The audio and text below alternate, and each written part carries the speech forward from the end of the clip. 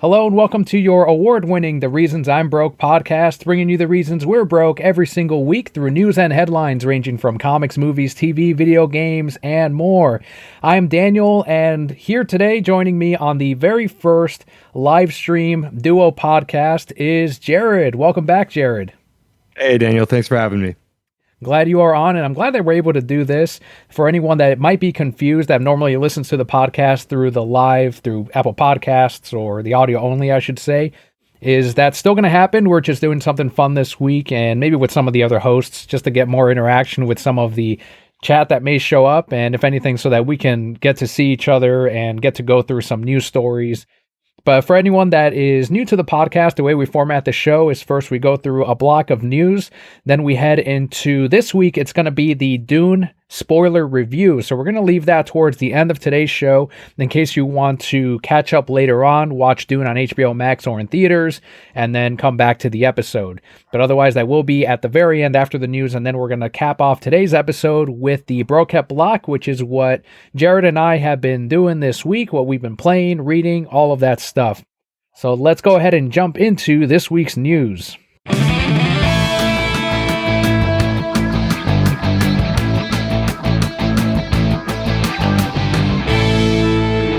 First off, filmmaker Chris Columbus, he recently spoke about returning to direct Harry Potter in the future. He said, quote, "I think it would be just wonderful to do a version of the stage play Cursed Child with the original cast, because J.J. Abrams did such a wonderful job on rebooting Star Wars with the original cast. That sense of nostalgia immediately, there's something very emotional about that. And those kids, not such kids anymore, are about the right age to play those roles," end quote. And that was in an interview with comicbook.com. What do you think about that, Jarrod? A wonderful job by Abrams on Star Wars? I don't think I agree with that. I do agree that the original cast is about the right age to take on those roles that happened in The Cursed Child. As far as J.J. Abrams doing a wonderful job on just about anything, I'm not so sure about that. But there's definitely money to be made by the Harry Potter franchise. So, they probably will do it. I can see it, and especially now with HBO Max being, trying to get more into original content for the streaming service. It seems like it seems like a pretty good play. There's also that constant rumor of that ever since HBO Max launched, fans, if anything, have wanted a TV version of all of the books remade as a TV show. That way they can really dive into all of the different plots and doing them Game of Thrones style, just like they do have that gap right now where they don't have that huge show on HBO. I don't know. So far, they've been pretty clear about them not doing any kind of remake or show. They seem to want to keep using these actors, and those are the people that I think fans are attached to. If you were in charge of HBO Max or Discovery at this point, since we're going to see that next year, would you go the route of sequel with Cursed Child, or would you go with a television spin-off or remake? I wouldn't go remake. I think that would be a really bad move, just because people are so ingrained in those movies. It's really easy to mess that up. Even using the same actors, or like a younger version, maybe I don't know, what are they going to do with the actors that people are attached to at that point? What I would do is probably, it's kind of like Star Wars in a way, where it's a really wide world that those movies take place in.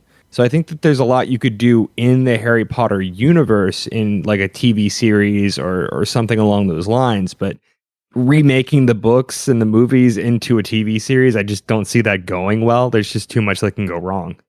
It's especially tough, as you said. There is that attachment to those actors. And that is true, though. There is something to be said about having these actors now be about that age of The Cursed Child. I never read the stage play. I know very little about it. But from what I understand, it's mainly involving the kids of the three main characters, Harry, Ron, and Hermione. And that's kind of where it all leads to. I've read a summary of it. It wasn't too crazy, but I can see it being like a TV show or a movie. They should probably go the movie route, since that's what people seem to be stuck with. And Chris Columbus, he did the first two films. I'm still a fan of the third one. Is still my favorite, by Alfonso, and that's the one that really set it into this more grown-up direction. Whether or not that was intentional, that's the direction it ended up going with. By the time you get to the movie 7 Part 2, it's like the most as adult as you can get with Harry Potter and as dark as you can get, just like the books, where the movies were Yeah. growing up with the audience. And I think movie 3 started that path down into that direction. Yeah, it definitely did. And it, like you said, it happened with the books as well. Like the third book was a lot darker than the first two. And it gets progressively more so throughout the series. Honestly, if you want to do something with it, I could see them doing like Harry Potter as a grown up, not necessarily like cursed child, but like he had to get a job. I think that in the movies in the books they mentioned him wanting to be like an Auror or something like that, like a magical cop. Like just do something with that. Like kind of show them interacting with the kids. Maybe the kids are a little bit older than they were in Cursed Child. Because I mean, Daniel Radcliffe's out there doing TV now. Why not, bring him in? I'm sure he would love to get a big bucket of money for doing the series. And I'd be there day one to watch it. We also have Vin Diesel. I'm a huge fan of the Fast and Furious franchise. I rewatched all of those movies right before part 9 came out recently. I ended up buying the box set, the Blu-ray, all of them in one, and it came with the digital versions as well. So I went through them all, really enjoyed them. But last Sunday, Vin Diesel, he surprised people on Instagram as he wrote a public message to Dwayne Johnson, asking him to return back to the Fast franchise. He said, quote, "My little brother Dwayne, the time has come. The world awaits the finale of Fast 10. As you know, my children refer to you as Uncle Dwayne in my house. There is not a holiday that goes by that they don't send well wishes. By the time has come. Legacy awaits," end quote. Famously, Diesel and Johnson have publicly spoken out against each other, and this was after an altercation peaked in Fast 8. And this has been a couple of years of constant back and forth between the two actors. It's considered one of the most heated ongoing arguments between actors or people in Hollywood. I don't know if you know too much about the background, but there was back and forth of Dwayne feeling like Diesel was talking down to him as far as his acting and trying to give him tips that he wasn't asking for. And then on the flip side, Vin felt that Dwayne was unprofessional, showing up late, hours late to the shoot, holding up the entire production. That made him blow up quite a bit. What do you think about this, Jarrod? Do you think that there's too much bad blood between the two, or can they mend things and make an appearance for Fast 10? I think it would be cool if they could. I don't know. They're two guys with really big personalities and they're both really famous. And when those clash, they don't always work out getting, back together. But I mean, I'd like to see him back. I still haven't watched Fast 9, but I mean, I watched all the other ones and it's, they're great. Probably the best superhero franchise at this point. Yeah, no, I mean, I'd like to see him come back. I liked Hobbs and Shaw. That was, this one of the spin-off movies. I don't know, maybe try to court Kevin Hart in a Fast 10 and see if he can bring The Rock around. Whatever might work. I know that Dwayne has, the last thing he said about this was, I wished him well, best of luck on 10 and 11, but that's not something I'm going to be a part of. He did talk about how he wanted to do more Hobbs and Shaw, so it seemed like that was going to be a spin-off separate from whatever they wanted to do or whatever he wanted to do. He was like, look, I'm still willing to work with you guys, but I'm not going to work with Vin. I'm not going to be on those Fast movies. And that made me pretty sad, but I'm like, all right, well, at least we're getting more Hobbs and Shaw. Like that last one was pretty decent. And I would like to see him come back. I just don't know if there's too much ego involved. A lot of people say they're both alpha males, but Dwayne called him a candy ass a couple years ago. And Yeah, I remember that. It was a pretty big deal, and I would love them to finish it strong. Vin, in the full quote, he did bring in Paul Walker as like, I wanted to finish this strong for Paul Walker. I've got it here. I told you years ago that I was going to fulfill my promise to Paul Walker. I swore that we would reach and manifest the best Fast in the finale that is 10. I say this out of love, but you must show up. Do not leave the franchise idle. You have a very important role to play. Hobbs can't be played by another. And I would not want them recasting. You can't recast anyone for The Rock. Yeah. There's no one that's even similar to him. No, absolutely. Like there's nobody else that could pull off Hobbs the way he does. Like him or not, he's a specific presence on any film that he's in. And for anyone that does end up joining chat, feel free to chime in and we may read your comments below. Next, we've got some Nintendo news, as during a Q&A with investors, Nintendo expressed interest in doing more films based on their properties after next year's Mario film releases. Unlike superhero films of today, Nintendo head Shigeru Miyamoto said that Nintendo's philosophy would instead be to create a single film at a time based on various Nintendo IPs. One recent rumor points to a Mario movie spin-off starring Seth Rogen's Donkey Kong. So they're already pretty confident, I think, with whatever the Mario movie ends up being, which is kind of surprising, seeing as how careful they were in the past after the live-action Mario movie didn't do too well with fans. Well, I mean, let's look at that live action Mario movie. um, no, honestly, I feel like since they're going animated, it's going to do well. I feel like they know it's going to do well. Basically, anything with Mario's face on it just generally tends to sell well enough to continue doing it. Now, I mean, as far as Donkey Kong, I don't know about that. He's a really popular character. I would prefer to never see Seth Rogen in anything ever again. But Jesus. it might work. Honestly, like I'm after that Game & Watch movie. Game & Watch, really? Why that one? Yeah, why not? I don't know. Like a black and white silent film style Charlie Chaplin. Oh my God, yes. Now I want that. Right? Exactly. They should hire me right now. They should. I was going to go with Metroid. Like, I want to see a good sci-fi, get Ridley Scott in there or someone. Man. See, I don't want an animated Metroid, though. I want a live action Metroid. Well, yeah, definitely. You'd want to get some maybe CG monsters, Ridley, and maybe some practical effects if you can pull it off. But a Metroid movie. CG that and have, like, I don't know. I mean, Charlize Theron could play Samus, or there's a bunch of people. I mean, she might be I don't know, how old is she anyway? But she's pulling off these roles anyway. Mm-hmm. So I mean that could work really well. Especially if they played it kind of like an Alien, where it's like very suspenseful and lots of running around corridors and bad lighting and I mean there's just a really easy way to do it. I know a lot of people were especially wanting Metroid to happen because I don't know if you remember the GameCube commercials or the Game Boy Advance ones where they had live action elements like a suit running around and they had this model take off the helmet and it's like Samus and they would advertise the fucking video game. Since then, people have been like, this could work as a film. This could happen. And it seems like the most obvious one. Looking at it from a number of fans viewpoint, though, Metroid's not exactly the most popular franchise. It's the more, I would say, like, yes, a spin-off makes sense, but you'd want to go probably Legend of Zelda or something like that. Something that is a surefire hit, something that will bring the fan base, the gamers, out to see it. Now, a Legend of Zelda movie could be really, really like incredible, but it's kind of treacherous. You know what I mean? Because like, all right, which Zelda game do you take the storyline from? How old is Link gonna be? Like, are we getting Kid Link? Are we getting older Link? But I mean, it could be really, really cool. But honestly, I feel like if you make because Samus, I think you'd get more Smash fans than you would Metroid fans, just because there's more of them. Yeah, and just show her in the Zero suit, and you'll be fine.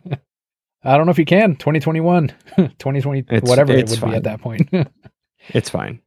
We also have what I think is curious. Seattle police, they are looking for the owner of what they're calling, quote, vintage comic books, end quote, that were stolen from a box truck last month. The collection has primarily modern books alongside sealed action figures and Funko Pops. Like, I was going through these pictures of the merch and I'm like, this looks like shit. Like, aside from the action figures and the Funko Pops, the books look like stuff that I'd generally pass on. There's trade paperbacks in there, books that are less than 20 years old, a lot of trades. Like New 52 or DC Rebirth Superman is even in that collection, the Bendis Superman. Oh, wow. Nothing crazy. I wouldn't call them vintage, but these are Seattle police. They're just putting in whatever, trying to get don't know the headline. Yeah. They're like, well, there was a lot of them, so they're probably vintage. They look old. The Seattle police said in a statement, quote, if you have similar items in storage that you haven't checked on recently, SPD advises that you check in case they were stolen. If no one claims the items, SPD will have to destroy them, end quote. Wow. Why don't you just give them away? People or like auction auction them off for like kids or like a charity or something like that. Like they sell like they auction off unclaimed property all the time and like things confiscated from drug dealers and whatnot. Why would you just destroy them? Like somebody'll buy them. See, I didn't know they auctioned items that they found because people were saying, why don't you throw them up on eBay or sell them and have the proceeds go to the police department or whatever, like whatever you Yeah. want to do with that money. But to Yeah, I mean they destroy them, just they took a bunch of money out of their budget anyway, I think last year. I mean, they could make up some of that. so and I want to know how they would destroy them. Like, what's considered like we have to destroy this property or these items? Is it setting it on fire? Is it throwing it away? Will some of these, like, if I'm working there, can I take some of this stuff? How's this all work? My immediate reaction is book burning. Right. Just put it in a big pile in the middle of a park or something in Seattle and off it goes. I mean, honestly, if they're destroying it and you know, swipe a couple, I don't think they're gonna miss them. They're probably not inventorying the pile that they're lighting on fire. I mean, they do it with drugs all the time. You know, cops take a little home and Do they? you know, all seems to work out. I mean, that's the trope anyway. One news story that made me pretty grateful currently, like even though I'm without a gig, but I would be, once again, I said this last week, I think, but I would be even angrier this week if I were still working at the comic shop. Diamond Comics Distributors was targeted by a ransomware attack last week. There was an email that was sent out to retailers. It revealed that a third party had worked on restoring the site and that an investigation was underway. It's very rare, though, that they end up catching the people that set these attacks off. I don't think they're going to catch whoever did it. They ensure people that there was no personal data stolen. But essentially, Diamond being down for a couple of days, and I heard it from my old boss, it basically means they can't update pull lists. They can't pull up who's down for certain items. So like the final order cutoffs that needed to be done, couldn't do those without Diamond being up because that connects straight to the program. Absolute mess as far as disabling the comic shops throughout the country that are using Comic Suite, that are using the Diamond site, even just to look up things. There was this old Twitter post that I had been tagged in by Previews World of pull boxes up. You know, you as a subscriber, you can now control your list from the comfort of your home. You can pre-order things from the app. And that was tied into Diamond's website. So when the website went down, Pullbox went down. So I was getting very angry tweets from that original tweet of like, your fucking website is down. What's going on? Why can't I add books? So even customers were very upset at it. Not just the fact of like, well, they'll add my thing when they get to it. They were like, I can't control my fucking list. And it's an absolute mess. Like another fucking thing for comic shops. That's a big problem. Is it just me or does it seem like a weird target? It is. Like, what are they going to do? It's not like Netflix or something like that. Like it's a comic book ordering service. It's a distributor. Like what did they think they were going to gain from ransomwaring that? I wonder how much it was though. Because if it was ransomware, there's always a price tag attached. So I wonder how much they tried to take them for. So how's that work? They basically tell them, we have all of your assets to your website, and if you give us X amount, we'll give you everything back. Well, generally speaking, what they do is they actually like they'll get into like the server host and change the password. And like they'll take the site completely off and be like, we're not giving you access back unless you pay X amount, usually in like Bitcoin or something, which is honestly a really stupid way to do it because Bitcoin is like completely trackable. Okay, yeah. Like it's all public ledger. Like there's way better options, but for some reason they always go Bitcoin. I mean, I guess it's easy to transfer. And I guess, you know, more people who aren't into like cryptocurrency know how to get Bitcoin than other things. But I mean, as far as like not getting caught, it's a really bad plan. The only thing I could think of as far as who is going after them would be like a competing service or Lunar, who's doing the other distribution, but it just seems Lunar hired a bunch of like Russian hackers to destroy Diamond. It's like they're be at that meeting. I like Diamond, but they're struggling enough as it is. It's just like they don't really need this. Yeah, no, nobody. Honestly, I don't think there's a lot of companies that need it. Like, why don't they go after Walmart or somebody that made like billions of extra dollars during this whole pandemic thing? Don't go after a company that like got hit really hard. Exactly right. And comics, like small businesses are suffering because of it. Yeah, exactly. Not only are you hitting a company that lost a lot of revenue during this whole thing because their only customers really were closed, but now you're making, a really bad day for anybody that orders from them, which is all small businesses. Again, I'm just glad that I'm not there this week or last week or the week before that, because things just I keep bet. spiraling. It's fucking Oh, insane. You'd yeah, be, but now you get to be clown pilled about it and just sit back and laugh. I guess so. Like, I still feel bad, but I'm also like, oh, thank God I'm not in there. Oh man, that sucks, but it's not my problem. There have been a lot of questions over this Discovery HBO Max merger. And months after that announcement, the earnings call for Discovery, which just happened last week, hinted at combining HBO Max and Discovery Plus into one service. CEO of Discovery Streaming and International, JB Perrette, added that consumers might see the merger unfold in two steps: an initial phase that sees the two services bundled together, and then a secondary phase where the two streaming services are fused into one complete platform. I think that's what Scott was mainly saying that they should do, is Yeah. do it like as a bundle deal or something like that. Now, what do you think about this move, Jarrod? Do you think this is what they should be aiming for? I think honestly it kind of makes no sense not to do it. You know what I mean? I don't think Discovery Plus has like a ton of subscribers.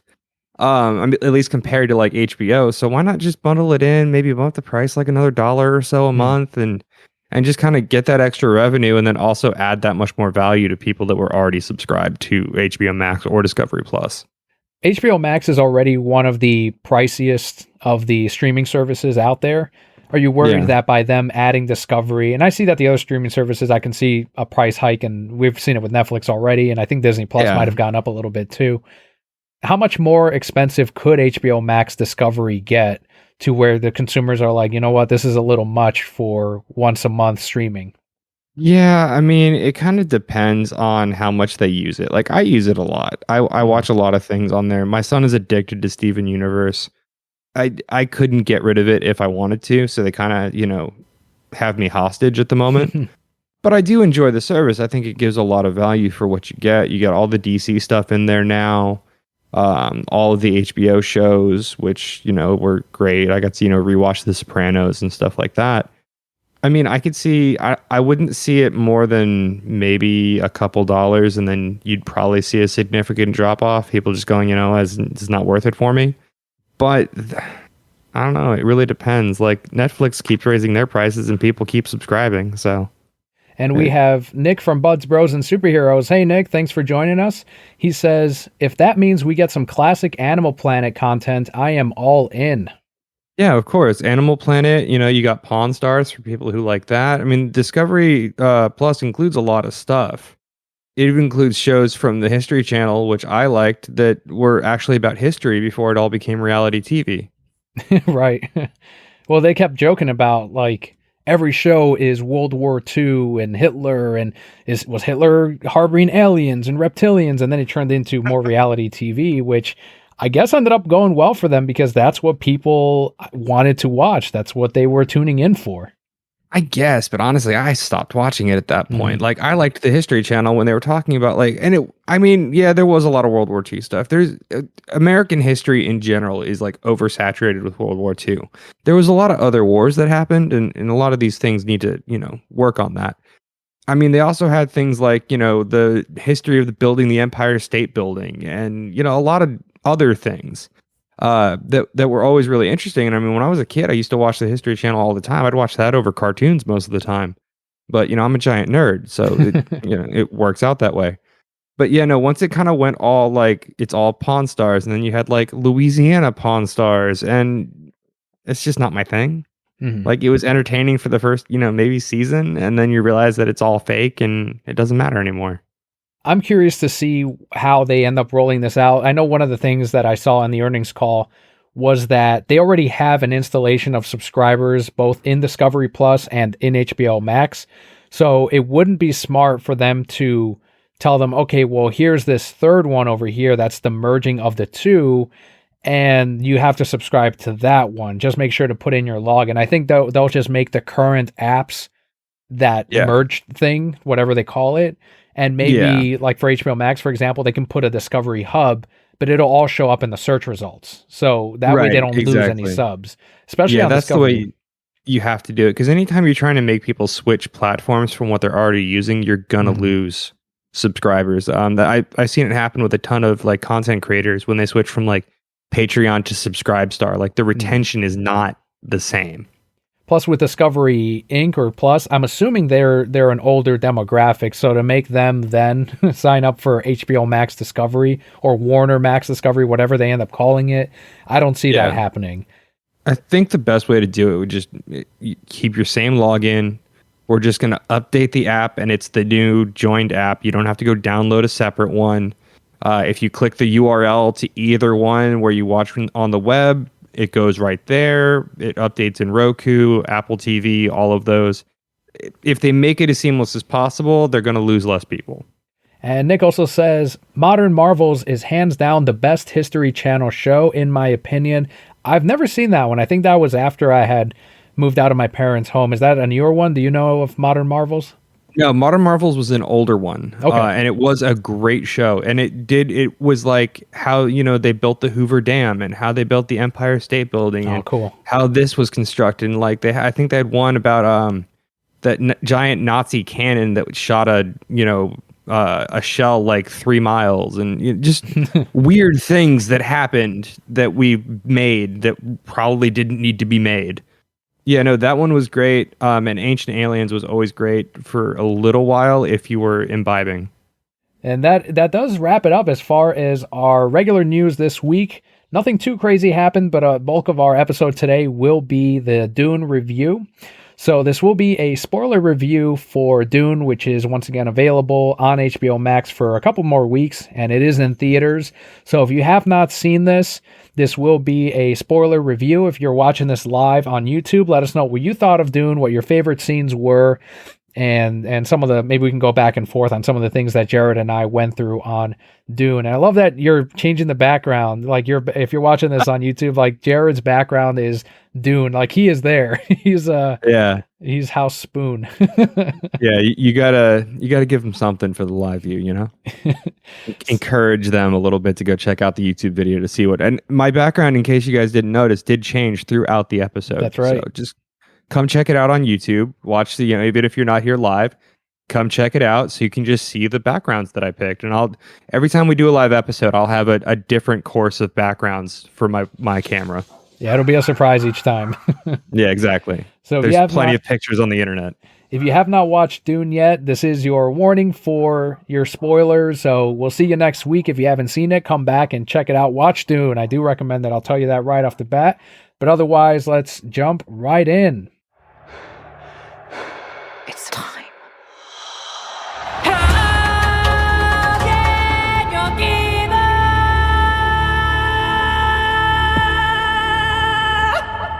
This one was directed by Denis Villeneuve, who also did Blade Runner 2049. Nick says, got to check out for now, planning for my watch on my day off tomorrow for Dune. But this was fun. Talk to you all later. Thank you, Nick. Thanks for dropping in. We appreciate it.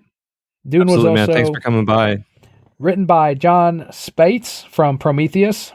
Written by Denis Villeneuve, who also wrote Maelstrom, and Eric Roth from A Star is Born, starring Timothée Chalamet from Call Me By Your Name, Rebecca Ferguson from Dr. Sleep, Oscar Isaac from Ex Machina, and Jason Momoa from Zack Snyder's Justice League.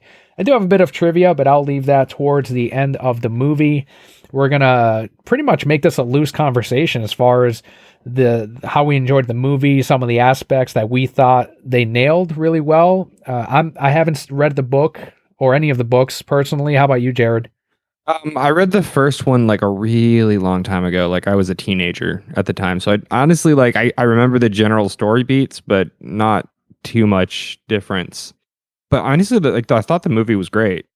I loved it too. I saw it a third time this morning, and not necessarily like I loved it that much, but I really wanted to make sure I got my conversations down for when we talked about Dune, especially because there were some things in the movie that when I watched it the first 2 times, I'm like, okay, for example, the visions that Paul has throughout the movie, I'm thinking they're literally a future that we're going to go see in Dune 2 and 3.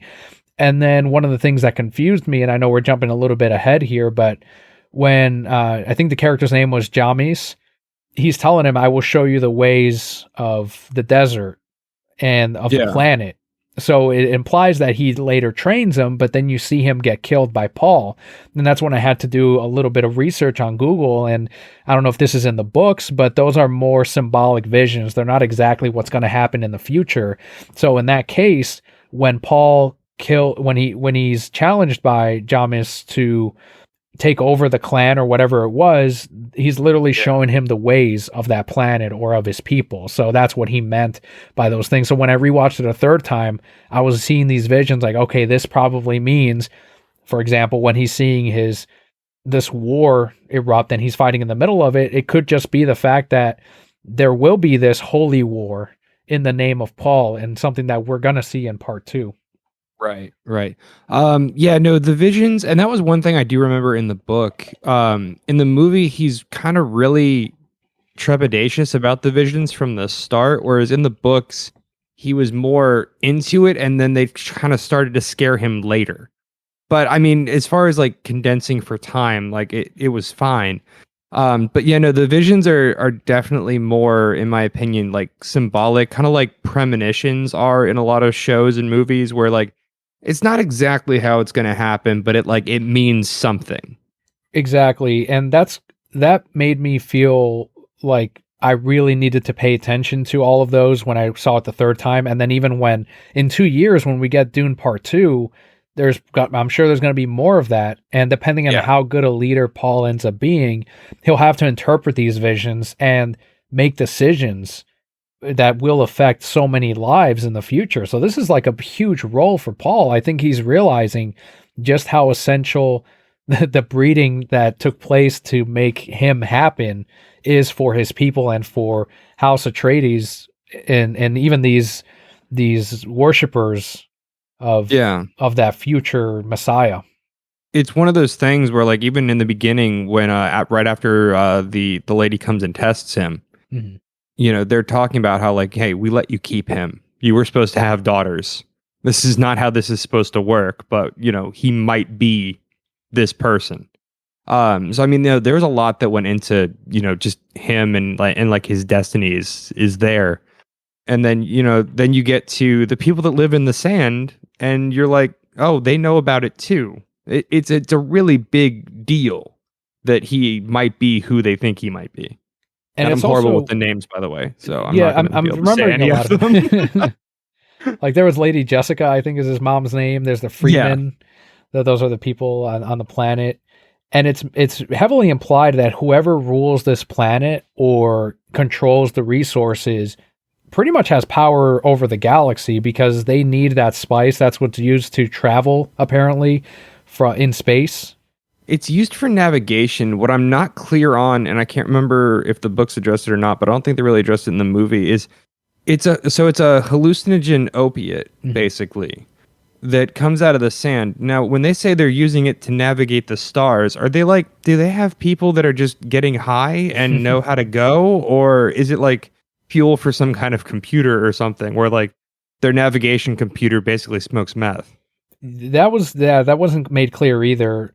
And I don't know, I've initially viewed it more as like a fuel thing, but you're right, because Paul does get a little whiff of that and starts getting some of his visions triggered because of it. Well, and then they state that the Freeman people use it in like a religious rite kind of thing, where they use it as a hallucinogen for like their what I would assume would be like their shaman type people.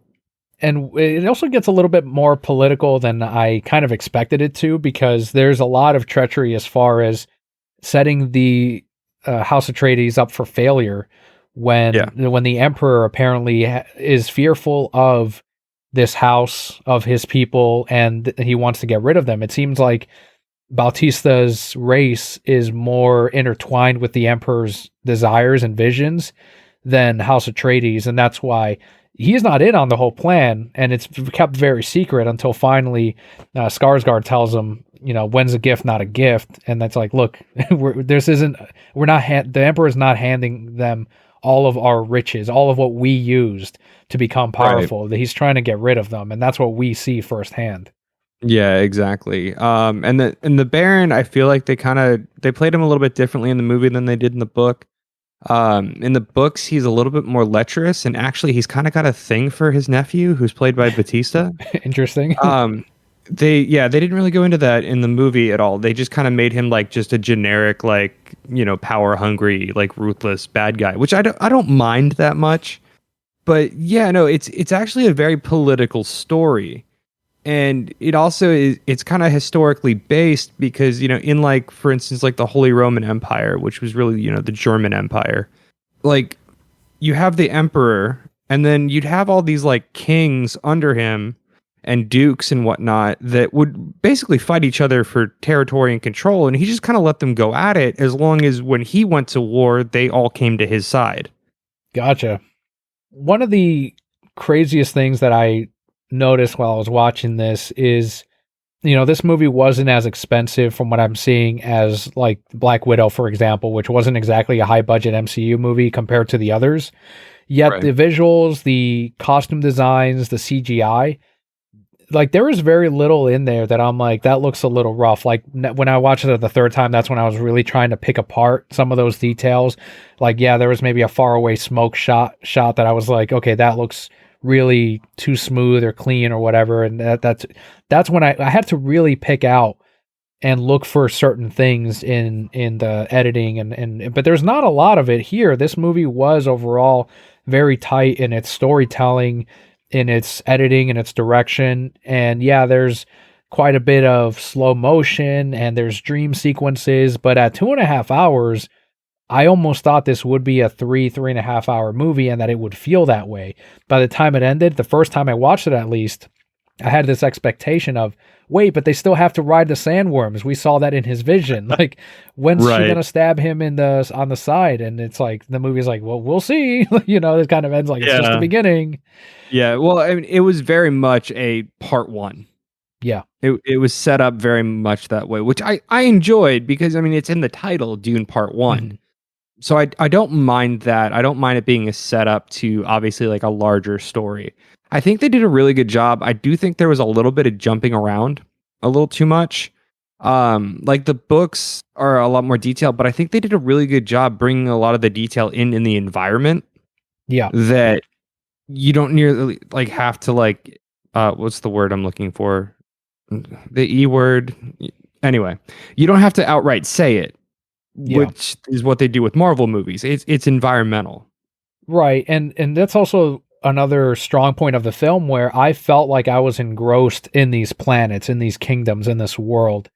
It's truly like far off in the future, the year 10,000 something, and they have no relation to current world things that we are used to. It truly feels like we're so separated from this future. And when they land on this planet and they're showing us like close-up shots of the sand, I'm pretty sure the color palette changed as well once they arrived there to that kind of washed out sort of gold and yellow, and it really did an excellent job in holding us there on that planet and making us truly feel like we're not necessarily lost there as well, but we're on this journey of let's find this desert power. Let's go with these characters. I do want to touch on the one more thing on the pacing of the movie though, because this is one criticism I saw, and you mentioned that it feels like a part one, and it definitely does. Some people felt that there wasn't a satisfactory conclusion to this part one, like there wasn't a third act that was like, and here's the big thing, here's the big fight before they set up part two. For example, part one, that's of Star Wars, because that's what they're comparing it to, and Lord of the Rings, that Star blows up and then everyone wins, and then eventually there's a sequel. But I don't know if that had an intended of like, there's going to be 3 parts. I'm not too sure. But what do you think of that criticism for Dune as far as some people thinking it was anticlimactic? I mean, yeah, it was a little bit. I liked it. I don't think that when you know that it's going into a multi-part series that it has to have like it had climaxes, but it wasn't like the big ending. It was just, he got to where he needed to go and he met up with the people that he needed to meet. Not everything has to be Star Wars where they blow up the Death Star at the end of the first movie. Yeah, and I think maybe that's the expectation that some of these people had as they were, and this is another problem with the marketing where they're like the saga, the next Lord of the Rings, the next Star Wars. So maybe some of those fans came in thinking, all right, well, I enjoyed those, so I'll watch Dune. I'm sitting here, haven't seen It's Denis Villeneuve's other movies, and I'm like, great, I know what to expect, and it's right. not going to be Yeah. Star Wars. It's not going to be Lord of the Rings. Yeah, no, it's not going to be. And it's not like you can't turn Dune into those. They're very, very different. And I mean, these are pretty dense novels that they're turning into movies here. They have called it the unfilmable story or the unfilmable book. I know you had mentioned it had been a little bit since you read the book, but how did you feel it did as far as adaptation? I think it did a really good job, honestly. In the book, there's a lot more detail in the politic Mm, part. Like you see a lot more of Paul being with his dad in like the, council meetings, and there's a lot more detail about what the situation is and what's going on, and things like that. But I mean, for trying to condense that into a 2.5 hour movie, I think they did a great job. The visuals are what really stand out to me. mhm. They really made that world feel like what it should feel like, in my opinion. The characters, I think it was really well acted. I think the casting was great. I couldn't do better, which is better than I can say for most movies that I watched an adaptation of. I'm like, oh, they should have done this and that and the other Mm. thing. Like, there was some things here and there that I would have liked to see rather, but honestly, like, I like kind of dry, boring movies sometimes, and that's not what they wanted to do. And one of the things I noticed too with the casting itself, my brother and I were talking about this, he loved it too, is that, he was like, they cast some of these high name actors like Isaac and Jason Momoa. And he's like, oh, now I see why, they were so expensive, but they also die in this first part. That's why they got them. And I'm like, yeah, but they still had to cast them in this movie. Like, it still wasn't a cheap casting.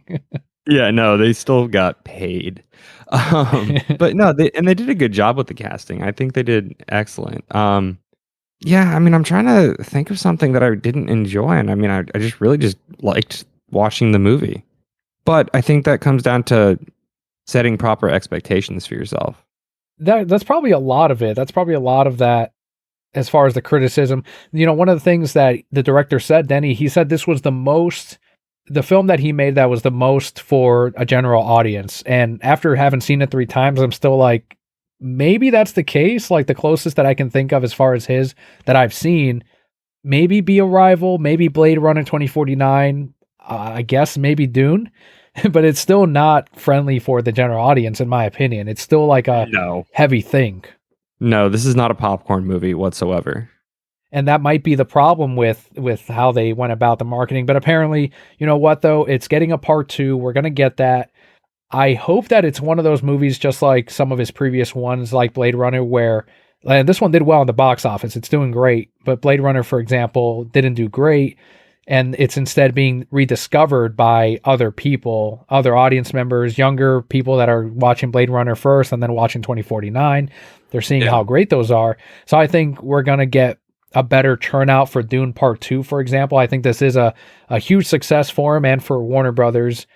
And one of the things that I thought was funny, talking about the casting, was, Kelly went and saw this movie with me, and she liked Momoa's character a lot, Jason Isaac, and she kept looking up like the books in the future, like in part 2 and the other sequels, and she's like, well, maybe they come back in the future, like maybe they're not really dead, or and Nope. I'm like, no, I think they're dead. Like, No, they're pretty dead. she just wanted him so bad to. She's like, well, the one emperor guy or whatever, the evil guy, he wasn't poisoned by the thing. I'm like, but Jason Isaacs, like, it literally came out of his fucking mouth. Like, he's definitely not. He's not knocked out. He's not hiding Well, up in the ceiling. yeah, he was poisoned, but they put him in the little healing oil thing, and that's why he was able to come back. Like they didn't do that for the guy that they wanted dead. Yeah. And but we still got Josh Brolin, I think, who we didn't see him die. We see him like running into battle, and I don't know if you know the answer to Yeah. this, but Um, was it implied that he died in that war, or do you think we'll see him in part 2? I think it's supposed to be implied. I can't honestly remember. One death that I actually did really like, because I know it was different from the books, because I thought it was, then I went and looked it up, was the scientist lady. Hmm. The one that was like, part of both worlds. Basically, one in the book, it's a man, but I think they did a really good job switching that. It didn't feel forced in any way, which I really liked. But the part where, when she's got the bad guys coming after her and she, puts the thumper down and calls the sandworm, Mhm. in the books, they just kind of find her later face down in the sand. Gotcha. like dried out and whatnot from dehydration. So I thought that made her character a lot cooler. Like, just kind of gave her that one last, like, all right, I'm going down, but you're going down with me, kind of thing. Yeah. You see the big sandworm mouth open up and just consume them all. So cool, and I love that the daggers and stuff, the knives are made out of the Yes. teeth, Yeah, which that was means amazing. somewhere there are dead ones of those. That, or they're like sharks, and you just like eventually find teeth in the sand. That's true. Like, how did they get those? Do they eventually die? And these people, I mean, they worship the sandworms too. They were talking Yeah. about how they're protectors of the planet. They view them as almost protectors of their people too. So they're not exactly against that. They work with them. They're fucking riding on them, which it was like, Yeah, I mean, well, I feel like even among their culture, that's going to be like a rare situation. Like only, I'm sure only certain people can do that, if I recall. mm, It's not like they use them like horses. all right. But and then Paul getting the knife from what's her name, and then it being like like the alpha sandworm's tooth. That I believe that's going to hold significance as well, apart from just being part of his vision. In that vision too, where she's stabbing him, like, I don't know if you viewed that the same way, as far as this was her setting him on this path of probably pain. There's going to be a lot of struggles that he's going to go through while he's on this planet in part 2 and part 3. So I kind of view that as like, because she doesn't have that knife anymore, she gives it to him and that's his.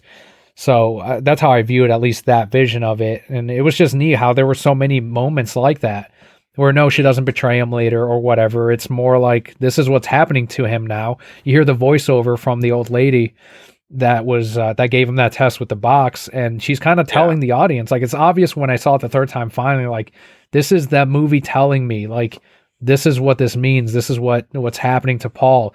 He has to die for the Messiah to rise. Well, later on, the mom says he's never killed a man. And then the voiceover hits of, you, when you take a life, you must die as well. So that was his vision of like him killing this guy, of now he can become, he's setting this path to become this guy, the Messiah that these people worship.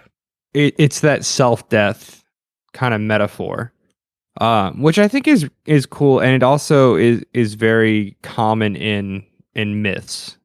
You know what's funny though is the actual books are supposed to be a metaphor for the U.S. versus the Middle East as far as oil. I didn't know that. No. Yeah, that was the stage set. That's why they live in the sand and spice, which allows navigation. And if you think about what we used for like ships back in the 80s and whatnot, Right. it's all oil. Like that's the metaphor. And I think they did a really good job kind of recreating that.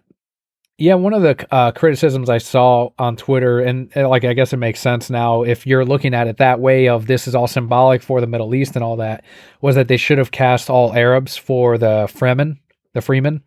But I felt it was irrelevant in this far future because it's literally not Earth. And I get that it's symbolism for that, but you don't need to also have the people look like the country you're trying to base it on.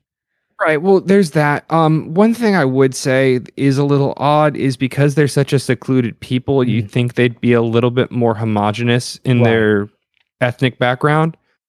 I mean, yeah, it's the super far away future. Like, none of the ethnicities that we have now, like, honestly, I find if you're going to go that far into the future, it's probably unlikely that there are that many white people around. We don't exactly have like the strongest genetics, or there's that many black people. Like, I would imagine most people would just be like somewhere in between. And that's what it would probably seem like. But I'm also like, all right, well, 10,000 years, maybe if we were in the millions, because human evolution takes so long. I don't think in 8,000 more years that, races will be that mixed, because it's all still environmentally based as far as like, It is. So as far as this planet, that doesn't make sense what you mentioned earlier, where yes, these people, if they were that separated and they had been on this planet for years upon years, right, generations. Yeah, exactly. But I mean, that's not a huge issue otherwise. It still felt a little irrelevant to the movie itself. Yeah, no, as far as the storyline, I don't think that's relevant. But also, too, if you want to look at the Middle East, there's black people. Egypt is part of the Middle East, and it's in Africa. Yeah. So, I mean, like, it's not a good argument. I mean, it's just also, like, just cast the best actors. Who cares? Right. Yeah. I mean, we got fucking. Oh my God, he's the Bond villain. He plays the Yeah, man who's just about to put him on this journey. Javier Bardem, of course. He shows up in the movie, and for one, like he's not a villain, which is great. He's an yeah, that's amazing fair. actor. He's the only one there with a Spanish accent in his group, but it's like good. Like let's. I'm glad that it is as diverse it is because now we got fucking Javier Bardem who doesn't die in this. We're gonna see him in the Yeah, sequel, and he seems to yeah, be a no, friend to Paul. yeah, no, he's great in this too. I mean, he's great in pretty much everything he does. But yeah, no, it's just let it be the movie. You know what I mean? Yeah, you had mentioned the visuals and how strong they were, and I think that was so important for a movie like this. And Denny does that so well with sci-fi. This is like his third consecutive sci-fi film that he has made, and I mean, this is where the guy thrives. Personally, he might have done Prisoners. I think that was him that also did that. But which is like a hyper realistic, grounded type of film with people trying to find the murderers and all this other stuff. But when he gets to play around with different planets and spaceships and aliens and all these different elements that you get into with sci-fi, Yeah. it just makes for a visual feast for him, and it just ends up being absolutely stunning. Which is probably the cinematography, director of photography, whoever that was. I should probably look him up. Were to me the best part of the film. Like the story, the casting was great, but just visually, it was an absolute feast. Yeah, no, it was great. One thing I did notice is it kind of had a distinctly 80s style to the sci-fi, which I really enjoyed. Like for instance, the dragonfly jet things that they're flying around in have like all these manual dials and stuff. Yeah, that's true. And Yeah, it was really cool because it almost gave it like a steampunky kind of vibe to the sci-fi, which I really enjoyed. yeah. And then you Also, got I like want one of those. you got like those airbag things that lift the ships up. Yeah, they're like hot air balloons on command. I'm like, this is pretty like basic stuff. But also, if you think about it, like that kind of stuff would probably be harder. Like if you get sand in a bunch of electronic stuff, like it's gonna go bad really quickly. Right, So it kind of exactly. makes sense for the environment too. I do have a little bit of trivia here on the film. Javier Bardem is now the third Bond villain actor to play the character of Stilgar in a Dune adaptation. Having appeared in Skyfall, he follows Octopussy's Steven Berkoff in Children of Dune, who played the same character, and License to Kill's Everett McGill, who played the same character once again, but in Dune 1984. That's interesting. I wonder if they did that on purpose. It had to have been, right? There's Right? no way. That's a crazy coincidence. Right. Maybe the guys who do the casting just really like Bond films. I know a lot of the casting goes with like Warner Brothers. They like to cast some of the same actors that they have on these deals. Like you got Jason Momoa in there. Yeah. So it's one of those things where it's like, yeah, we got you locked in for 5 pictures. They're not all necessarily from the same movie, but we got you. And then we got she was in one of the HBO Max specials, Zendaya. So she probably has a Okay, contract yeah. with Warner Brothers as well. Yeah, what was it? She was in Euphoria, right? Yes. Yeah, was that good? Yes. It's on my list. I watched the first episode, but I was in the hospital at the time. It had like just come out, and I was on a lot of painkillers, so I fell asleep and kind of never went back to it. So I have Gotcha. no idea. You were in your own euphoria. You're like, I "Oh, that was makes in a sense." lot of euphoria at that Yeah. moment. Also, Rebecca Ferguson plays the mother of Timothy Chalamet, despite being only 12 years older than him. I didn't know they were that Hmm. close in age, but she You looks know like what though? yeah. When you think of imperial and like high up royal families, that tracks. Oh, I see what you're saying. That's not a deal breaker for them. Yeah, because they don't establish that she's exactly a certain age or anything like that. Yeah. Also, she was a concubine too. Right. She wasn't his wife, so it's different. Because he does tell her, "I wish I had married you," like the night that he Right. dies. Yeah, no, because of her what are they called? Like the Jesuit like religion magic kind of thing. She's of, if I remember correctly, like a distinctly like lower but also very separate kind of caste system Hmm. than he is. So like I believe in the books they cover that like him marrying her would have been like pretty taboo and bad for his like lineage. Which he seems to be more concerned with. I don't know, like the something my brother pointed out to me while we were discussing the movie was that the reason Paul's father ended up passing away was because he was too noble of a leader, whereas maybe people previous to him or the other ones around him are aggressively going after him or other nations, and he was kind of Yeah. destined to die at that point. Yeah, I mean, it kind of goes to the whole like destiny thing. In my opinion, it's, he had to be that way for Paul to be the person that he Mm. is. But yeah, no, he is especially noble in a relatively like cutthroat universe, and most like imperial systems are very cutthroat and no, if I can take it, I'm gonna kind of thing. But no, he kind of plays that like that noble kind of temperate lord style of leader. And I obviously in this movie it doesn't go to his benefit, but also if you remember, his dad died from trying to fight a bull. So Right. you can see where that might give him a little temperance as an adult. Exactly. And you did see it in the way he treated like when Javier Bardem first comes in, like, they're like, hey, not any closer, and he's like, it's fine, like he just keeps Yeah. like it's all right, guys, like all the traditional whatever they're used to of like this is not a typical situation we're in anyway, so Right. let's just see what happens type of Well, thing. also too, like when he got sent to the planet, he knew that it was to ruin him. So I mean, his whole plan was to try to get these basically legendary desert fighters onto his side to be able to help counter the Imperial soldiers that they send in with the bad guys, the Baron and his troops that are like, they're like Imperial special forces that were actually trained by Jason Momoa's character. Hmm. So I mean, that's kind of his thing. That's why one of the reasons he's being so nice to them and so respectful, even though it's kind of out of place in that culture. Like he wants them to help him fight Exactly. because at that point he knows, well, the Emperor's trying to get me killed. Like he's trying to set me up, so I need a backup plan. Also, the original Dune director from 1984, David Lynch, he stated that he has, quote, zero interest in Dune 2021, end quote.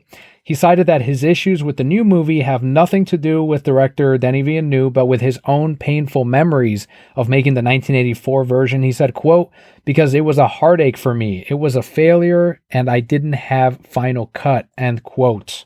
What do you Oh think about man, that type of like artist? release the Lynch cut. Yes.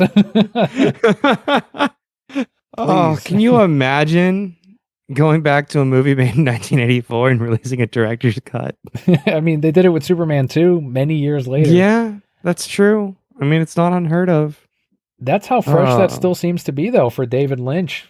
Like, not even the Yeah, same executives are working there anymore that affected his thing. It's the same studio, though. right. It's Dune. I think it'd be too much of, like, well, what if, if he watches it? Like, that could have been what I wanted to Right. make. Well, I am kind of curious though to find his thoughts or to hear his thoughts on how they did. Honestly, like I understand why he's not interested. It'd be cool. That would be a really cool like Blu-ray extra to have Yeah. like his commentary during the movie and have that as an option. Hopefully he gets around to it. If not, I totally get it. Kind of like how Snyder Yeah. did not want to see a single frame of the Justice League. He never saw it, and I don't think he Well, still has. neither did I, so it's fine. There you go.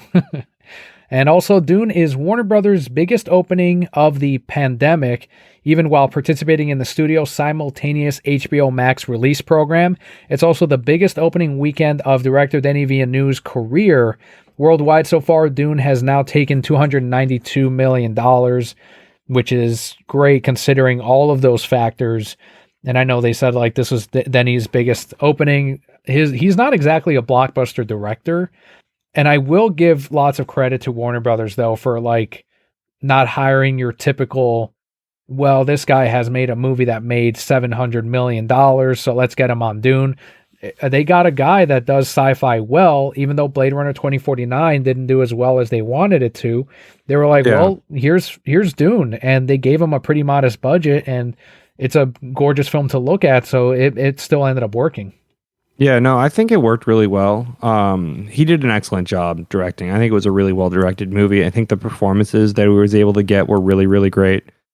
God, I'm still not used to seeing numbers like that and it being like the biggest release for this studio. It just seems weird. Like it just seems like a really small number, but I mean, change of the times, you know? Yeah, post pandemic and whatnot. I think it's great. I'm glad that we're getting a Dune Part 2. I mean, there's so much we can hyper dissect with the movie itself, but just kind of rounding out our thoughts on the film, because I'm sure it's something that will come up over the next 2 years until we get Dune Part 2. Was there anything else you wanted to particularly discuss about the movie, or maybe your summary of the film itself?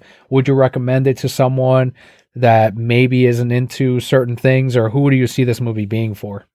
If you're into sci-fi that has more plot to it rather than just special effects, I think you'd really enjoy the movie. If you want to see things blow up, it has a little bit of that, but that's definitely not the focus. Hmm. So that would kind of be my caveat when recommending it to people. It kind of depends on what they like. I would personally recommend, if you, I don't know if Arrival's on HBO Max, but that's probably the closest to this movie from what he's made. I would say if you enjoyed that, you will like Dune. They both require, quite a bit of like, all right, well, what does that mean? Where does this all tie in? There is a little bit of jumping around in Arrival. It's almost like the audience is getting certain visions of the future. So is the character, oddly enough. Yeah, that's fair. That's pretty fair. I would say that's pretty accurate as well. So if you liked Arrival, watch Dune. You'll probably enjoy it. If you are more on that side of like, I mainly like the popcorn stuff. Nothing wrong with it at all. But if, I like Star Wars, I like, the MCU movies, all that stuff. You may not like Dune. Like Scott, for example, on Discord, he was like, it looked like a movie I wouldn't enjoy. And I was like, yeah, based on, what you've liked in the past, you probably wouldn't like Dune also. Well, if a lot of people like it, Scott doesn't like it. So is that how it goes? Generally speaking. No, I'm kidding.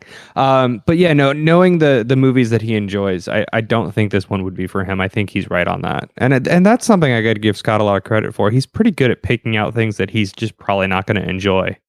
Yeah, he has an interesting take on, like, when he goes to, he's like, if the trailer gets me, then I'm going to go see it. But if I don't like the trailer, then I'm not. Like, he has ride or die with the trailer. Yeah. And see, I'm the opposite. I really don't care about trailers that much. Like, if it's a movie that I'm kind of looking forward to, I'll watch it, but I'm not going to watch it or not watch it based on the trailer. Yeah, there's like very few movies, like Morbius, for example, I was going to see because of Jared Leto regardless, and it's made by Sony, and they do Marvel pretty well. Or this one, for example, I didn't have to see any Dune trailers to know, well, I'm going to see all of Denny's movies from now until, one of us dies. I'll be watching them. So I'm in, but then I'm trying to think of a movie where I was like, all right, the trailer convinced me, I'll go see it. I don't know if there's any like that, because even The Last Duel I watched because it's a Ridley Scott film and Ben Affleck's in it. So is Matt Damon. That's kind of how I go by now. Like the actors, the directors, is it based on something I enjoy? Is the studio kind of handling it like Sony is? And it's a tough one with Dune. I don't even know how to market that fucking movie. There's no right way to do it. There's not. It's like, hey, did you read this really old book? If you did and you liked it, you might like this movie. Maybe. You probably hate it, though, because everybody that likes the book of anything and then they come out with a movie hates the movie. Well, one of my old coworkers, he's a big fan of the Dune books, and he was like, yeah, this one was okay. The movie was okay. And I'm like, it was great. I thought it did a pretty good job, but you have to go in understanding that's a thing that's had to have happened to you before. That's an understanding you have to have, that when you read an incredibly dense book, the movie is not going to be able to cover everything. And then you have other things like The Hobbit, where they took one book and made it into 3 movies, and it still kind of worked. Wasn't that didn't he not want to do 3 movies? He only wanted to do 2 or something? He wanted to do 1. Wow. And they're like, no, we're going to make a trilogy. And he's like, it's 1 book. He's like, but... And honestly, it's a shorter book than any 3 of the Lord of the Rings series. But there's money to be made. Exactly. And when there's money to be made, they're going to be like Smaug and hoard it all. That's right. Well, that's great. I enjoyed talking Dune with you. I'm glad you were able to watch it and that we were able to discuss it. And I'm also glad you enjoyed it too, because, someone, like you said, you've read the book in the past, and this was something that I'm glad I got to talk to someone that enjoyed it too. And it would have been interesting too to get someone that like really hated it, but it was cool to like really talk about some of the actors we liked and how the camera work was fantastic, and some of the intricacies with the the different houses and the politics behind it. So I'm glad you got to see it, man. Yeah, no, I'm glad I got to see it too. I meant to see it before today, but it worked out just fine. But Fresh on your work mind. schedules and whatnot. And yeah, no, it's fresh. You don't have to go back and redo it. And honestly, I will say it made me want to go back and read the books again. So I might do that. Let me know how that goes, because as you said, I hear they're very dense books. They're not easy to read. So I'd be curious to see what you thought. Yeah, no, and I read them when I was, like I said, relatively young. I think I was in either like late middle school or early high school or something like that.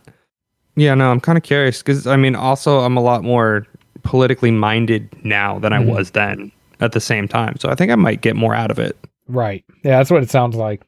Otherwise, that has been our Dune review for the latest one, and all spoilers are in. Let us know what you thought of Dune. Head on over to thereasonsimbroke.com. You'll find links to all kinds of socials on there. But otherwise, you can also tag us on Twitter at Spoon Sandwich or at Reasons I'm Broke, and let us know what you thought of the film. Be honest. If you didn't like it, tell us why. If you did, tell us why.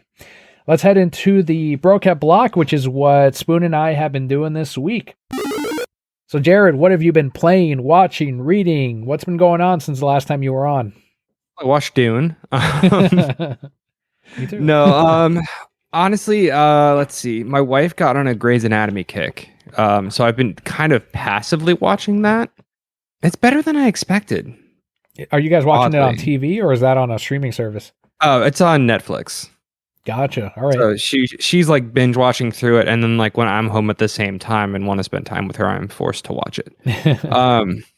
It's interesting. I don't think I would have picked it for myself. You know what I mean? It's kind of like I feel like you kind of feel that way about Lucifer. Mhm. Like, Kelly wanted to watch it, and you wanted to be in the room with Kelly, so okay. Yeah, and I fell off. Like we're a couple where like I don't have to be there to like we'll pick something. Most of the time, I'll be honest with you, this is what ends up happening these days is I'm like, do you want to watch something as we're laying in bed? And she's like, yeah, you can put something on, but I'll probably fall asleep in the next couple of minutes, because she starts at like 4 a.m. some mornings. Yeah. And I'm like, all right. And I'll put on like a documentary, or I'll put on an anime. I've been watching, last night we started that Arcane movie with on Netflix, or the show. Okay. Millennial Mike. How is that? I like the first episode a lot. But it is aimed at like a teenage audience, I would say. Okay. So you get like the angsty main character, but the animation is fucking gorgeous. Like it's beautiful to look at. Yeah, it looked good. It's on my list of things to watch. I did actually also start watching again. The second season of Lock and Key came out, so I started on that. All right. Yes, they did, and I liked the show, honestly, the first season. I watched like the first episode and a half of the second one, so I don't really have much to say about that yet. And yeah, let's see, what else did I do? Oh, obviously I took my kid trick-or-treating, and he's the worst trick-or-treater ever. Why do you say that? All right, so we took him just around the neighborhood because, he's 5, and I'm not going to traipse him around. Like, when he gets older, I'll teach him how to do it properly with multiple masks and whatnot. We go up to this table, and this lady's sitting there, and we're kind of, he's on the younger side, so we took him out a bit early. It was still light out. So there's not a whole lot of kids around, but he goes up to this lady, and she's got a folding table out, and it's got like full-size Snickers and Kit Kats and Milky Ways, and she goes, just grab a few, take whatever you want, because she wanted to go inside and watch the Bucks game. Mm-hmm. So he goes up and he's looking, and he grabs like a single gummy snake and a little tiny pack of gummy bears and puts them in his bag and says thank you and walks away. And I'm like, what are you doing? What are you doing? There's full-size candy bars. Yeah, and she said, take a few. Yeah. Stop it. You're ruining the economy. And then also he's walking around, and like these little tiny girls that are about, I don't know his age, but they were about his size, and they're doing the cute little thing with their princess dress, and like, I like your costume, and kind of like, twirling it a little bit, and he's like, thanks, and then goes right to the candy. And I'm like, buddy, this is why you don't have friends. But no, he had a great time, and we got some cute pictures of him in his little dragon outfit. He's dragging these nuts. Got him. Sorry, it was there. Yes, you did. You did. Leo is our son's trick or treat the same way, because Leo would also go up there, grab the one piece, and then they would be like, grab some more. And he would look at us like, is it okay? He would say, 2 piece? And we're like, sure, grab a second piece. And then he would pick out one other piece and put it in there. Yeah. It's like, thank you. And then he would leave and he'd go to the next one. And Yeah. the people that are handing out candy are especially frustrated this year because last year there weren't a lot of trick-or-treaters. This year there weren't a lot of trick-or-treaters. So they've got all this fucking candy that they're like, I don't want to eat. Yeah. Like some of them would just be like, here, just, and they would put handfuls in Leo's thing. Yeah, they were. Like, I don't want to eat this for the next week. Yeah. My favorite houses where the teenagers were told to hand out the candy, and they're just like, all right, as soon as I get rid of this candy, I can go hang out with my friends. So they're just taking like handfuls and just throwing it in his little bag. And I'm like, okay, that's a little excessive. But yeah, no, I kind of noticed that. And like, but everybody that was out there was also like so happy to see kids because there really wasn't any trick-or-treating last year. Yeah. I mean, even though it was, like we're in Florida, so it was okay to do. It's just people just didn't because everything was still so fresh with the pandemic, I feel like. But this year, everybody's just kind of over it. And they're like, no, we're going to hand out candy. Did you see some of the videos though of like people with like tube systems set up for trick-or-treaters and whatnot? I'm like, you guys are insane. Well, like to not get in contact with people but still get out candy? No, I didn't see that. Yeah, like they'd have it like I saw one guy, he had like basically a PVC pipe from the top of his porch that would shoot candy down at children. And I'm like, you're ridiculous. Like, if you're going to do that, at least put some air pressure behind it so it really shoots out. I don't know. If I were that frightened of catching COVID, I just wouldn't do it at all. Like, I wouldn't want any kids around my house at all. Just turn your porch light off. Exactly. That's what everybody does if they don't have candy. Well, I still want to give out candy, though. No, don't give out candy. No, like, don't give out the candy. Because now I'm concerned that your hands are dirty, and now your dirty hands are going to give my kid COVID, even though we know it doesn't live on surfaces. Yeah. But I mean, there's people out there though. I think I saw a poll that like there was what was it, like 40% of people think that if you get COVID, there's a 50% chance you're going to be hospitalized. I'm like, what is happening? There's all kinds of different ideas and different opinions, and I've seen people that have gotten vaccinated. Like one of Macio's friends he got COVID after getting his first vaccine, got over it, got his second vaccine, caught COVID again like in September. Yeah. So it's like, yeah, great. No, and then they call it a breakthrough case. I'm like, it's not really. Also, like, though, you test positive and sometimes you have the sniffles and sometimes you can't breathe. Like, there's no telling. There's a lot of other factors that go with your health that kind of do it. But it's really simple. Just talk to your doctor. Like your doctor, the one that treats you. If you don't trust your doctor to give you a good opinion on this, then find a better doctor. But stop listening to people on the internet and people on CNN and Fox News and any of them. They're not doctors. And the ones that are doctors are they're not like virologists. They're like, oh, I was a neurosurgeon and now I'm a Fox News, contributor. I'm like, what does that have to do with this? This is not your specialty. So let me ask you about the candy because I don't know the answer to this, and you might. You're probably a better dad than I am. So I'll ask you this: how are you distributing the candy for your son? Because now Leo's got 2 giant bags full of candy, and I don't want him to have it all. But I also know that's enough candy. Like even if I were to give him 1 piece per year or per day for the next year, which wouldn't be good for him, it's still like wouldn't. 10 years. Yeah. My policy on Halloween candy is you can have 1 piece at a time. There is I'm not going to just sit it down in front of him and let him go to town, but I can't eat it. So that kind of it strengthens the pool a little bit. But if he's good, I'll give him a piece of candy if he asks for it. He doesn't ask for it very much. So it's not, but we also specifically didn't go around to a lot of places. So we didn't end up with a giant pillowcase full of candy or anything like that. He did this thing the other day that my wife told me about. He ate his dinner. Well, the beginning of the day, he eats breakfast and he's like, hey, Dad, I'm ready for my after breakfast piece of candy. I'm like, that's not a thing. That's not, you're making it sound like that's a official situation, and it's really not. But if you want a piece of candy, you can have a piece of candy. I don't really care. And he's like, okay, I would like a piece of candy. And then I give him lunch and he goes, hey, Dad. I'm like, what? I'm ready for my after lunch piece of candy. I'm like, that's also not a thing. And then he eats. I go to work. He's eating dinner, and he goes to his mom, and he's sitting there watching TV with her, and then he just starts kind of like sniffling, and like he does this like fake cry thing that sounds like a bad actor crying on screen. And she's like, "What is wrong?" And he's like, "I'm so hungry." And she's like, "Do you want some more? Like, do you want some chicken nuggets? Like, what do you want?" And he's like, "No, I think a piece of candy. I have a piece of candy shaped hole right in my stomach." I'm like, "What?" And then because he knows his favorite candy is Kit Kats, and he has one full size Kit Kat in there. So he goes and he traces on his stomach a square the size of a full size Kit Kat, and he goes, "I think I have a spot about this big in my stomach." And I'm like, just give it to him. Like at that point, you just win. That's adorable. Yeah, right. The acting he's putting into this, just give him, and then it's gone too, so he can't do it again. But yeah, no, that's kind of how we're handling it. We're just, if he asks for it and he's not being a turd, then all right, yeah, you can have a piece of candy.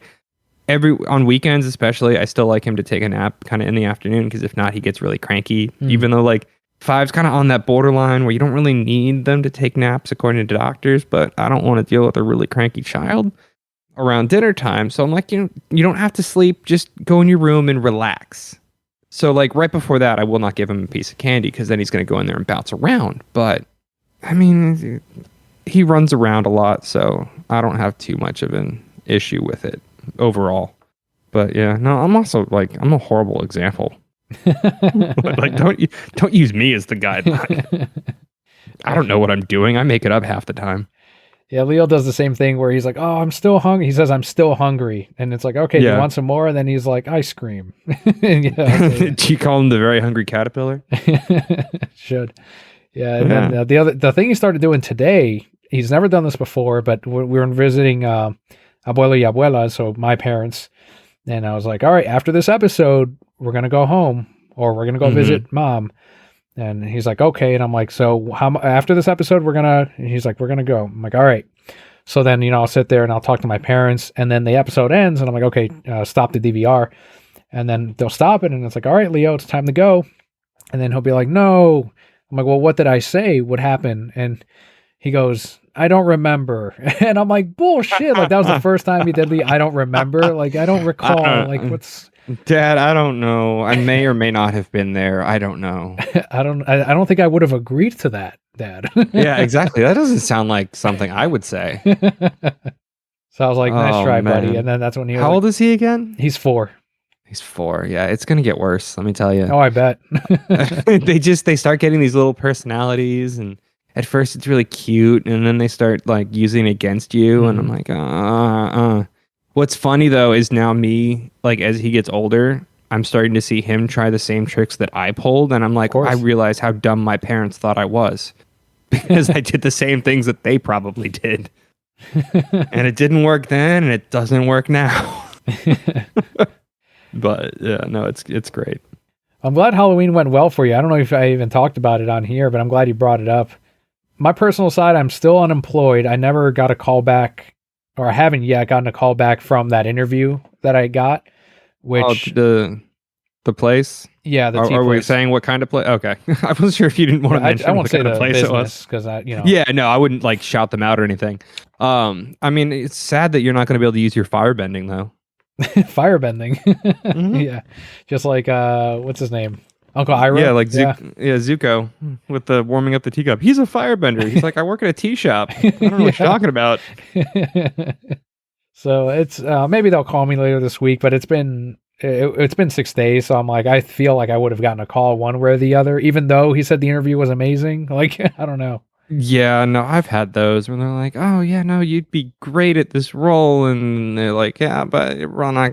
The fear is always, especially right now, and I can kind of understand it right now with the labor shortage and whatnot going on, which I don't feel like it's as bad in Florida as it is in other places for sure, but retention is a big problem. So like if they feel like you're not going to be happy like long term, they're less likely to take you in, even though they're desperate for people, but they want people that are going to stay. Yeah, that's something she's constantly going through, people that don't stick around. They're like, "Oh, this isn't for me." And, she'll be like, but I told them ahead of time that, and it's like, yeah, but until they get into the fucking place, they don't really know. Yeah. Like, they'll say whatever. Well, it's like we have at work, we've got our order selectors in the warehouse, so I'm not going to name. And, they lure them in with, hey, the faster you go, the more money you make. And it sounds great until you realize what's involved in going fast and picking, hundreds of items per order and then getting them to the dock to be shipped out and then going and grabbing another one and doing that for 10 hours in a shift. Mm-hmm. The drop off rate is real. Like we hired, I think 30 new ones about a month ago and maybe 5 are left out of that class. Yeah, it's I'm not going to lie. It's a tough job. I don't want to do that one. Mm-hmm. I'd rather just tell them when they're wrong and when they mess up. It's easier.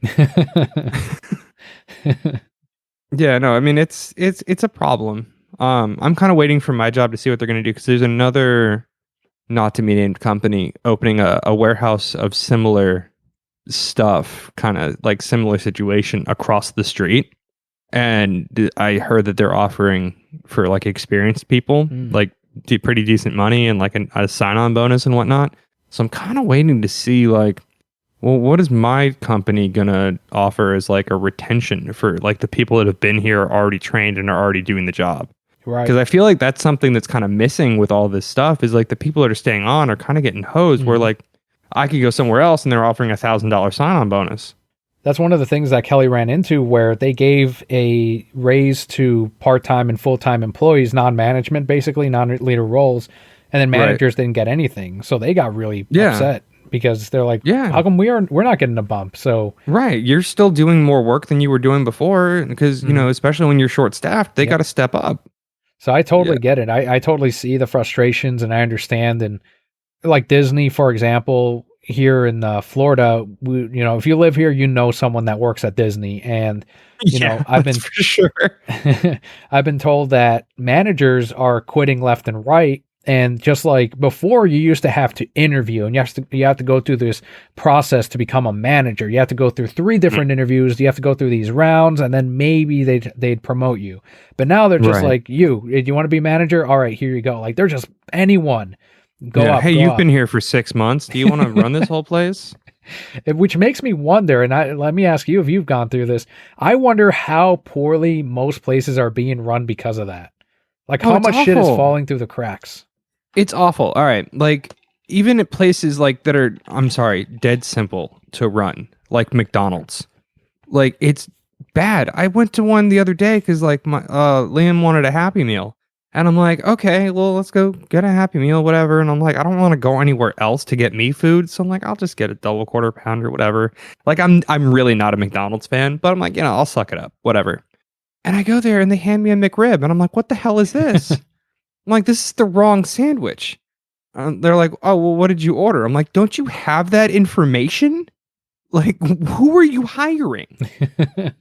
And to me, it comes down to management because they're the ones responsible for hiring and training these people. Today, I got my oil changed and I have to look under my hood, actually, now that I think about it. But like the guy that was being, he had to have been new, but he like didn't know how to take out the air filter. He didn't know how to put it back on. He was, that thing, that's the metal thing that they pull out and they show you like, here's your oil. He pulled that out. Yeah, the dipstick. And he showed me it. And I'm like, all right, great. And then he was like, oh, like he didn't know where it went afterward. And oh God, I saw him put it back in at a different angle. Then he pulled it out, like, pulled it out straight up and then he put it in like horizontally. And I'm like, where did he put it? Check that. Check that. I will say I did work in an oil change very briefly in between other jobs, and I got in trouble like my 3rd day because it was a little, like the little Suzuki cars that are like kind of look like toys. Yes. Their hood thing, like the little stand that it goes on, was at the back of the hood because the hood was like so short. But it was like just this little thing because it was like right by the hinge. And I'm like, okay, well, this is like the same time that like hydraulic hoods were a thing. So like you would just open it and it didn't have the latch. So my brain, when I finished doing their oil change, was it's fine. And I slammed it and like bent the stupid thing like in half. Oh man. So, I mean, like, I get it. Like, you can do stupid things there. But yeah, no, definitely try to find that dipstick. Hopefully it didn't, like, fall down into the engine compartment somewhere. God, no, I hope not. I hope that he just put it in at a weird angle and it's where it's supposed to be, but I'm going to check that tonight. Yeah, no, definitely take a look. How do you screw it? Like, it's the yellow one. It goes Yeah. back in the same thing. The red one is for transmission fluid and the yellow one is for oil. I just stuck it into where the fan goes, I think. Oh, no. Oh, no. You start your car and it sounds like a bike with a playing card in the back wheel. Oh, no. Oh, man. But this has been great, Jarrod. I really appreciate you being on this week. And go ahead and let them know, even though it's on screen and it's also in the description of the audio episode, let them know where they can find you and where they can chat with you. I am on Twitter at Spoon Sandwich. And actually, I think I'm going to put it in my Twitter profile. I started making like slightly offensive t-shirts in case anybody's interested. So far, there's kind of a political tinge. And if you don't mind, I think this Friday is going to be my first live stream of my show. Awesome. Where I'm going to talk about politics and things like that. And my first guest is actually going to be Alex. Gotcha. Cool. So that'll be on. I'll put it out on Twitter and I'll post it in the Discord if you're in there as well. What's the name of it in case people want to look it up? The name of the show is going to be Dangerous Tangents. Okay. Which is kind of the most appropriate name I could think of. But so we're going to be there. It's going to be on YouTube, and then it'll also be posted to Rumble if you're more into like the alternative video platforms. Gotcha. I haven't heard of Rumble, but that might not be a bad idea. Just to cross-post it as many places as possible. Is that like a secondary YouTube, or is that mainly politically based? It's basically a secondary YouTube. Right now, I would say it's overrun with political content, because they're very much more on like the free speech aspect of it and less about like censoring things that they don't agree with. Mm-hmm. They actually just merged with a company called Locals, which I don't know if you know who Dave Rubin is, but he's a political commentator. He was on the Young Turks. He started Locals in response to Patreon banning Sargon of Akkad and a few other people for their political views. And it's a very similar platform, except it's kind of like Patreon mixed with Facebook, where like you can have like comments people in more of a community for subscribers. And they actually Rumble just bought them as their kind of like subscription model to help creators. So it's kind of building up steam, which I'm kind of excited about because I'd really love a good solid alternative to YouTube and the stuff that they, as you can see, won't tolerate. But right now I won't be live streaming on there because their live streaming is kind of in beta as they kind of build up a little bit more infrastructure. And I think they actually are moving their headquarters to Florida. Oh, nice. Of all places. I think they're going to be down there in Miami, if I remember correctly. But they have live streaming, but they have different creator packages, and the free one is ad supported. And then as if people want to start, giving me money and subscribing, I'd be more than happy to put it into that. And once we get up to like that $25 level, I would be more than happy to stream on Rumble as well. I've got like this whole plan that I'm kind of holding my breath on to kind of see how everything goes. Cause it might go good. It might go bad. Who knows these days? But I figure, you know what? If I'm going to sit there and complain about stuff, I might as well do it on the internet. That's exciting, man. I know you've had a setup at your place. You should post the picture on Discord, and it's cool that you're like putting out something now that it's like things have seemed to have lined up, and you've got a show, you've got your first guest set up or co-host, whatever it might be, and you've got the name of your show and all that. So that's awesome, man. Yeah, definitely post it on Discord, and like you said, Dangerous Tangents will be the name of it in case someone wants to search it after the fact, or if they want to. Is the YouTube channel up now so that they can like subscribe ahead of time? You know what? That would be a great idea. By the time this posts, it will be. Boom. There you go. That's a great idea. That'll be going up this week. And then the first live stream will be Friday, probably around 10 o'clock p.m. Eastern time.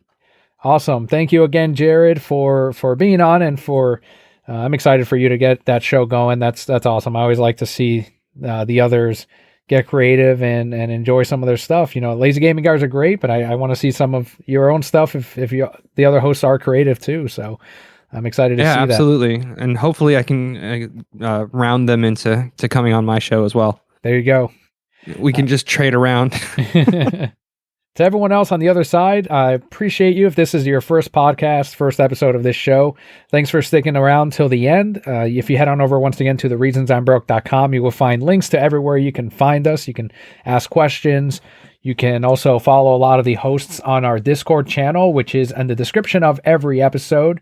That's the Discord lounge. You've got Jarrod, Bobby, the Lazy Gaming guys in there. There's a special collector's corner that is great. So if you collect comics, action figures, Sonic the Hedgehog merch, Sonic Treasure Hunting Sonic is in there. Share it on there, and all of us will admire the pickups, and we're all kind of collectors here. So that's Discord once again in the description. But otherwise, thank you once again for joining us this week. I've been Daniel, joined by Jarrod and Brokehead Core. All will be well.